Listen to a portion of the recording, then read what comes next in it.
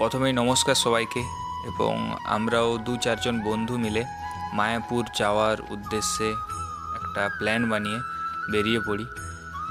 প্রথমেই সকাল সকাল উঠে আমরা বাসে চলে যাই, বাস থেকে হাওড়ায় পৌঁছাই। হাওড়া থেকে লোকাল ট্রেনের টিকিট কাটিয়ে আমরা নবদ্বীপ ধাম স্টেশন বলে একটা জায়গা আছে, তো ওখানে পৌঁছাই। নবদ্বীপ ধাম থেকে নবদ্বীপ ঘাট পর্যন্ত টোটোতে যেতে হয়, যেখানে 10-15 টাকা ভাড়া নেই, এবং ওখান থেকে স্টিমারে করে মায়াপুর ঘাটে যেতে হয়, এবং ওখান থেকে আবার টোটো করে আমরা মায়াপুরে চলে আসি।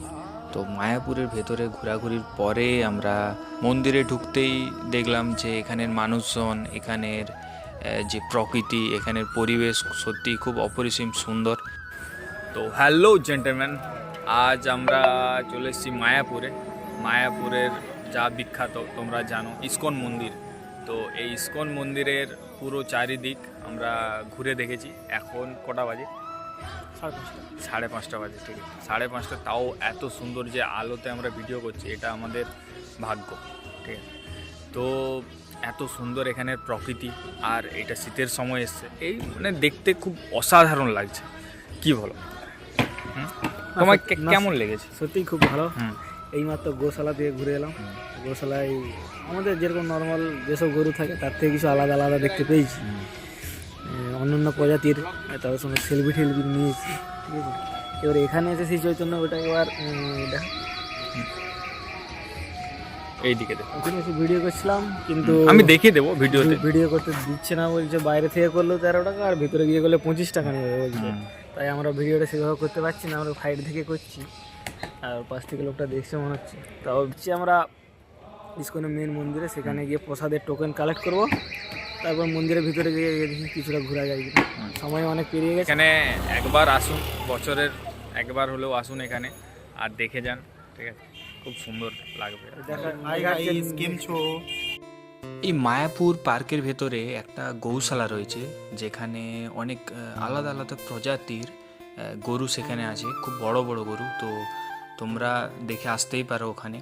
তারপর পুরো দিকটা এত সুন্দর ফুল দিয়ে সাজানো আছে। এখানে প্রথমে ঢুকেই তোমরা দেখতে পাবে একটা অখণ্ড কীর্তন চলছে, যেটা দিন রাত সবসময় চলে, এবং সেখানে কেউ না কেউ লোক একইভাবে কৃষ্ণ নাম জপ করে যায়, আর সেখানে বসে থাকে অনেক মানুষ শোনার জন্য, ওই জায়গাটায় বসে থাকে।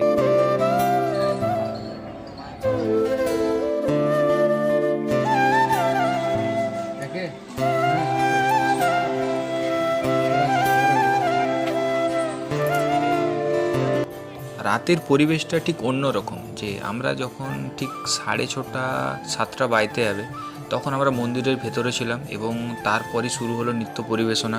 ঠিক ওটা 8টা পর্যন্ত চলে হয়তো। সবাই একসাথে মহা আনন্দে যে কীর্তনের সঙ্গে একই তালে যে নাচটা করছে, সত্যি দেখে খুব মন জুড়িয়ে যাবে তোমাদের। ওর এখানে রাস্তার সাইডে তোমরা পেয়ে যাবে বড় মেলা, যেখানে ঠাকুরের কাপড় থেকে শুরু করে মালা, চন্দন কাঠের মালা, ইয়া ব্রেসলেট, কোনো কিছু, ইয়া ফটো ঠাকুরের, সব কিছু পেয়ে যাবে তোমরা। আর খাবার দোকানও খুব বড় লাইন ধরে বসে থাকে, বড় বড় হোটেল আছে এখানে, তোমরা সেখানেও খাবারের ব্যবস্থা করতে পারো। মন্দিরের ভেতরে একটা টিকিট পাওয়া যায়, ওই টিকিটের সাহায্যেও তোমরা খেতে পারো। এখানে রাস্তার সাইডে যে স্ট্রিট ফুড ইয়া খাবারের দোকান যেগুলো ওই সাইডে বসে আছে, তো খুব সুন্দর সুন্দর খাবারের টেস্ট, হ্যাঁ, তাতে কোনো সন্দেহ নেই। তোমরা এসেও টেস্ট করো আর বলে যাবে কমেন্টে যে কেমন লেগেছিল। আমার ভিডিও দেখে যারা যাবে তো তারা অবশ্যই কমেন্ট করবে।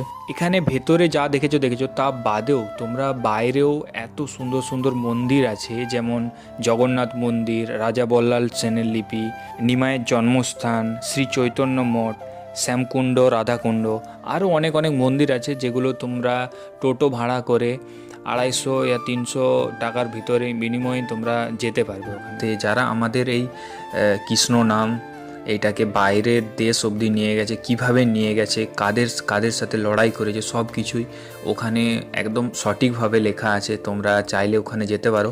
যিনি এই মায়াপুরের প্রবক্তা, উদ্যোক্তা বা প্রতিষ্ঠাতা, তোমরা যেটাই বলতে পারো, তিনি ছিলেন একজন বাঙালি যার জন্ম হয়েছিল কলকাতাতে এবং ওই কলকাতার কলেজেই পড়াশোনা করে তারপর এই কৃষ্ণ নামে তিনি যোগদান করেন। তার নাম হলো অভয়চরণ দে প্রভুপাদ, যিনি প্রতিষ্ঠাতা করেছিলেন মায়াপুর। তো মায়াপুর আর নবদ্বীপের মিডিলে একটা খুব ইম্পর্টেন্ট জিনিস, সেটা হচ্ছে নদীর সঙ্গমস্থল, যেটা তোমার গঙ্গা আর জলঙ্গি দুটো নদীর সংমিশ্রণে ওটা হয়েছে, যার গঙ্গার রং তোমার ঘোলাটে আর জলঙ্গির কালচে। তো এটা দেখতে সত্যিই খুব অসাধারণ লাগবে। তোমরাও জিনিসটা দেখে থাকলে অবশ্যই কমেন্ট করে জানাবে কেমন লেগেছিল তোমাদের। যারা দেখে আসতে চাইছো, খুব ভালো ব্যাপার, প্রথম এক্সপিরিয়েন্স সব থেকে ভালো হবে। তো মায়াপুরের প্রকৃতিটা এমন ছিল যে বাড়ি ফেরার নামই নিচ্ছিল না কেউ।